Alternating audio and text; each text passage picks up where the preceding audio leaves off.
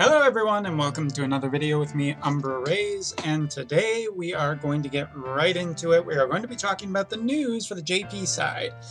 And first, I would be remiss if I did not talk about the fact that Global isn't the only one that is going to be having a major event.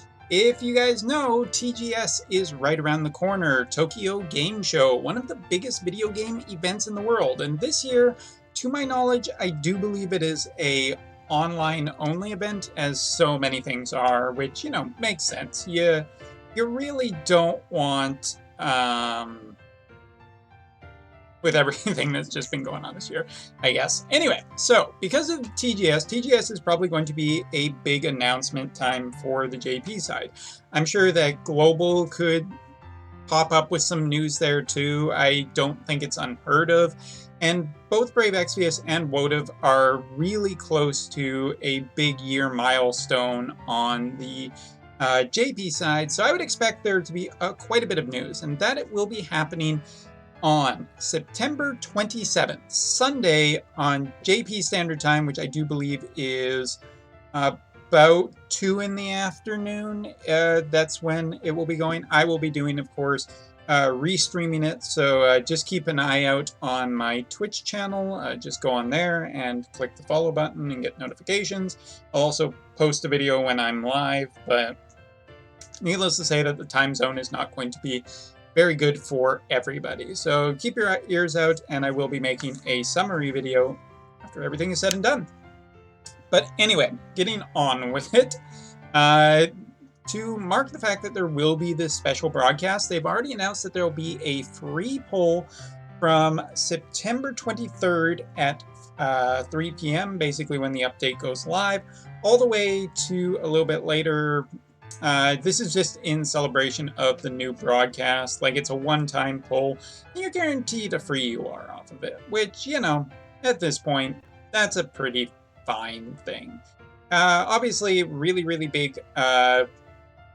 I think they're trying to get a lot of people hyped for TGS, and I do believe that there's going to be a major collaboration announced, because it's getting about that time. It's been a while since Final Fantasy IV, and I could see it popping up again right before the 1-year anniversary to get people hyped and jazzed. Alright, so continuing on, there will be an update to the shop. This is the fact that Chapter 11 is coming to a close on the JP side. And with that, well, there's going to be just a little bit of a special here. As you can see, one of the alternatives to Rainbow Rocks will be available for purchase, as well as 100 worthless gold EXP orbs or cubes, I guess, if you want to get technical. There'll also be a coral sword that is capable of being purchased. I do believe that I've heard of this happening on the global side. This is pretty new for the JP side. I don't really care about this that much. I don't think it's really worth talking about, so let's move on. Now, if you have heard, last week there was a little bit of news that broke on the JP side that the White Porcelain Tower will be returning. But it will mostly be the same thing. Floors 1 through 30 will be the exact same. However, there is going to be the addition of floors 31 through 40, which is kind of disappointing to me, because I was hoping that there would be, you know, not just new floors added, like entirely new towers or an upgrade to the mechanics there. But with that being said, there will be some special banners, the combo element banners. As you can see, basically each of them will get this kind of a step-up 6k lapis for pretty much nothing really exciting. I'm not overly interested. The only thing that is kind of interesting is that these banners potentially give you an idea as to what characters will be important for the tower. So I don't know why for a second there I saw Landu, but yeah. And there will also be a more paid-for lapis style that guarantees you some of the element or URs of that specific unit type. I mean, if you're really interested in a specific element and you think the patch is fine, you're happy with getting almost anything out of it, there's potentially good groupings here. water and ice probably, in my opinion, being one of the best. Light and dark being somewhere in the middle and not good. So yeah, I'm not the biggest fan of this. And before we continue on and talk about the banner, there is a little bit of story spoilers for what will be this time's vision card. So please be warned. I do think Global is getting pretty close to, or if not, has seen it at this point. It's not the biggest spoiler in the world, but be forewarned before you continue on in this video. Alright, so now let's take a look at the brand new summon banner, which will be the vision card banner to end out the month. And I am curious if this vision banner will be an indication of potentially next month's brand new unit. So let's start at the bottom and work our way up to the thing that you probably thought you saw, and yes, you probably did.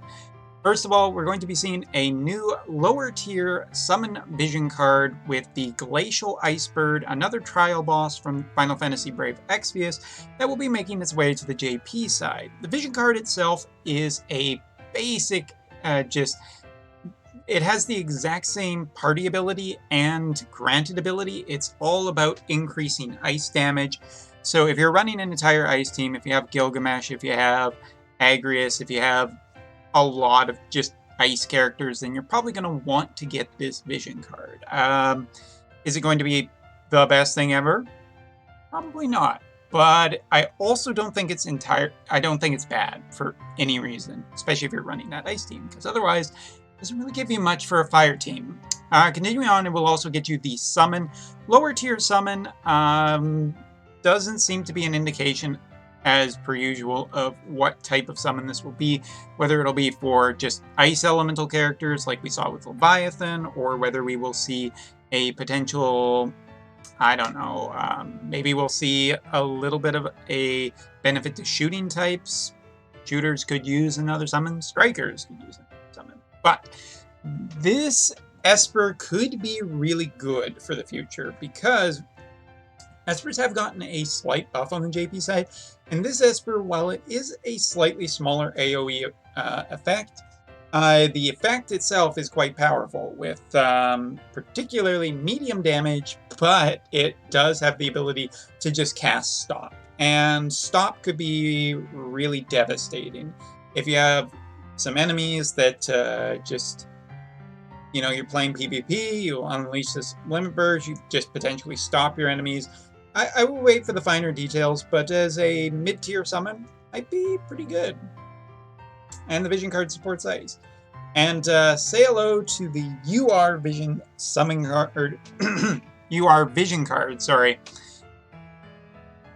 Here it is, a super high tier Dark Helena card. That's why I gave the spoiler warning earlier, because that is Dark Helena, and I am curious if this is an indication that Dark Helena will be showing up very shortly in the gacha. We just had a brand new Light Elemental Mage added to the game, so I would not be surprised if we are getting a Dark Elemental Mage to potentially counter her. Sakura is pretty damn strong, and Dark Helena could be the next in the line to just counter that character. Guess we'll have to wait and see.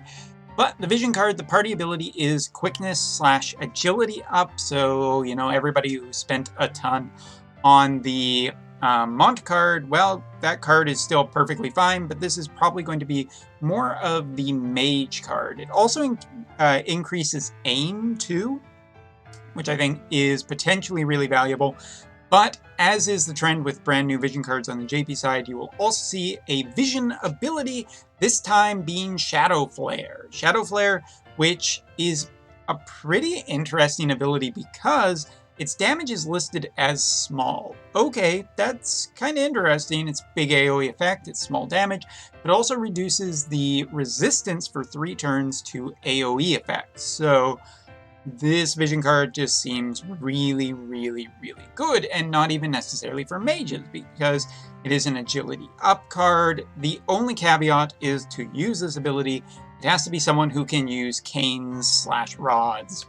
So yeah, this will end up on some type of mage, but could really just benefit any character with any kind of AoE attack. So archers, gunners, like the list goes on and on. But yeah, I think that this vision card is really, really strong. We've seen quickness cards be useful in the past.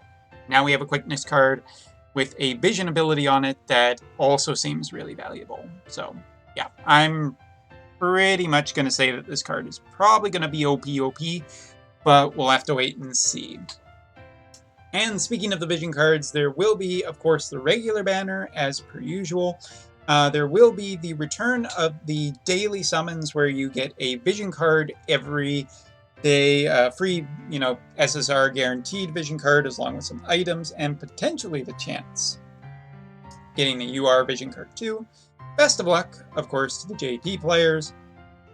And as per usual, there will be the guaranteed step up where if you go 10k, you get the brand new vision card guaranteed at the end. These are free lapis and you get a few things along the way, some UR orbs, some large magicite and everything. So there is some, I like these in general. If you save your pennies and save your free lapis and just go on these, it's not hard to potentially just get a copy of the vision card of the month or every other one. But yeah, wait and see how the vision card truly shapes out. I just wish that this kind of also guaranteed you the lower tier card as well. That would be nice. And continuing on the JP side, we do see these minor version of the step-ups, which have a 3-step that guarantee you some character or some vision shards at the end. Don't like it. Without the vision card, not exactly the most useful thing, even if you do get it down the line. So not a big fan of that. And there will be a guaranteed UR vision card pass 2k lapis for any guaranteed. Like this is just not worth it anymore. Keep saving your pennies for the anniversary that is coming.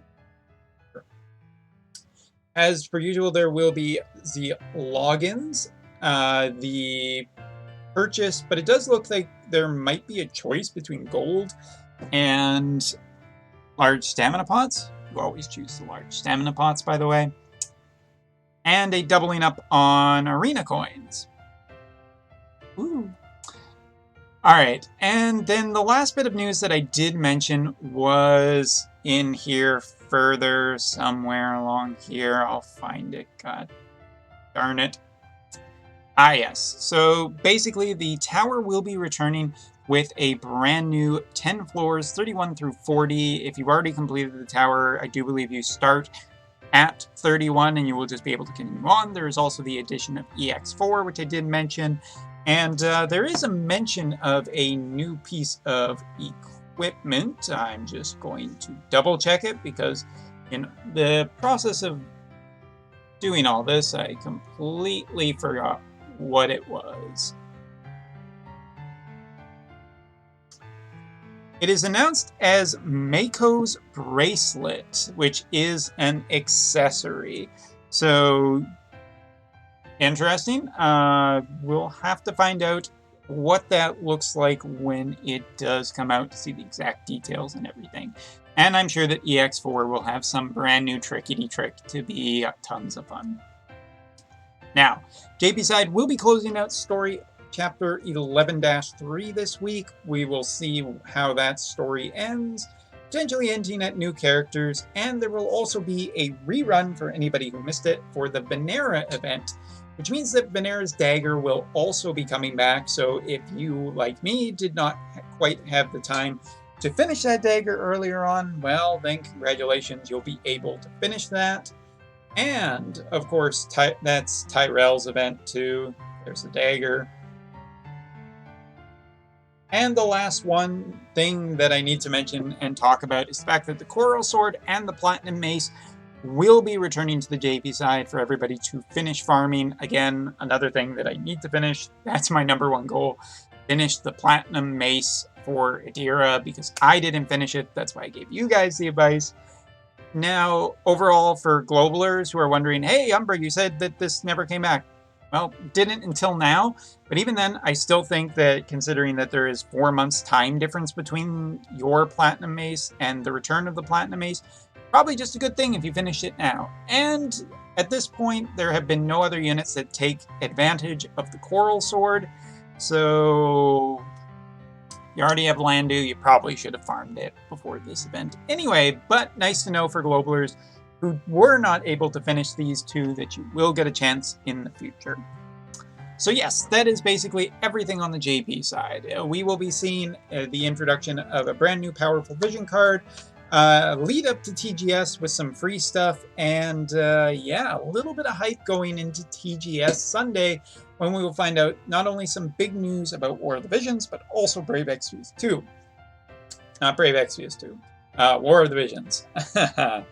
Yeah, so please join me on stream. Check it out on Sunday, and we will see what the future and 1-year anniversary of WOTV could possibly hold for everyone.